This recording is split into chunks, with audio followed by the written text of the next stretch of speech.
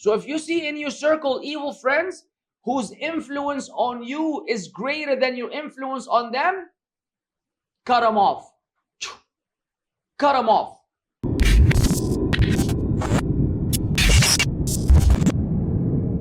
Ya Jama'ah, this shows you the importance of a good friend. And this shows you that we are living in times, or we've always lived in these times, obviously since the revelation of the Quran, subhanAllah, until the end of time, where you will have people that will mock you for your faith.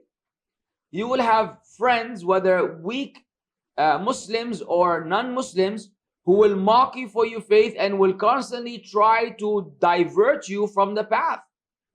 Will constantly try to take you away from what is good for you. They will make fun of you for growing a beard. They will make fun of you for dressing a certain way. They will make fun of you for avoiding music. They will make fun of you for avoiding haram.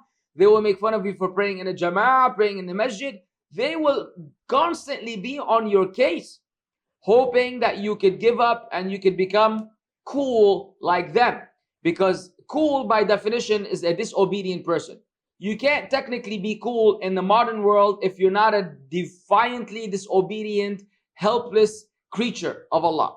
Only then you become cool. But if you are obedient, you're a good Muslim, you lose the element of coolness immediately. Of course, we've proven otherwise, alhamdulillah rabbil alameen. We constantly prove that to be wrong.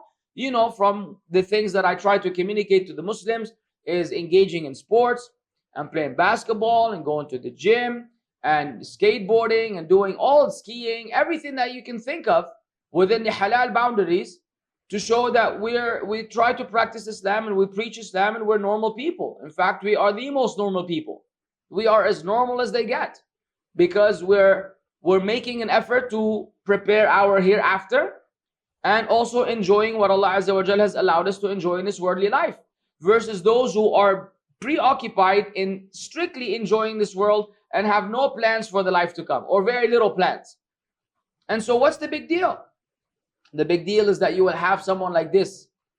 So you will say to your friends in Jannah, هَلْ أَنْتُمْ مُطَّلِعُونَ? Do you want to see? فَطَّلَعَ فَرَآهُ فِي سَوَاءِ الْجَحِيمِ. Then you will look, you'll see him in the midst, at the bottom of the hellfire. قَالَ تَاللَّهِ إِن كِدْتَ لَتُرْدِينَ. By Allah, you almost ruined me. That means that effort will be made.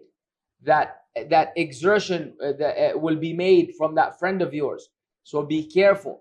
And that shows that you were saved by making the right decisions. In kitta la turdin, meaning he did not do it. He was not successful. Because you already made it to Jannah. And the only way you would have made it to Jannah is if you didn't listen to his call. So if you see in your circle evil friends whose influence on you is greater than your influence on them, cut them off. Cut them off. If they're Muslim, Allahumma salam alaikum wa alaikum salam, and that's all, that's their right.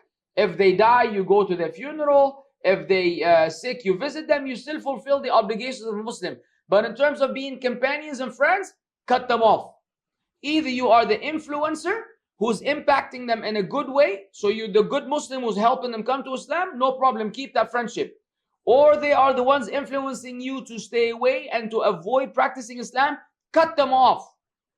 Because you want to succeed, you want to go to Jannah, you don't want to be that companion who's at the bottom or the midst of the hellfire, wal-'iyadu billah.